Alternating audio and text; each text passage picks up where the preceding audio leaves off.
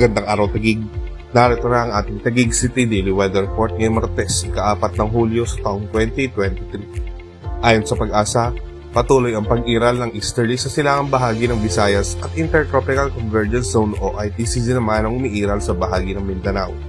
Walang namomonitor na bagyo o sama ng panahon na maaaring makaapekto sa ating bansa. Samantala, ayon naman sa ating tower system, asahan natin ang bahagyang maulap hanggang sa maulap na kalangitan at tsansa ng mga isolated na pag-ulan, pagkidlat at pagkulog lalo na sa hapon o gabi, dulot ng localized thunderstorms.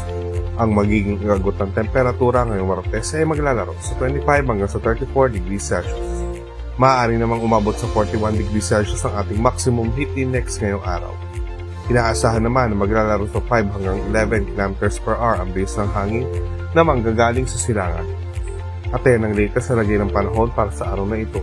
Patuloy tayo tumutok sa Taguig City Daily Weather Report for more updates.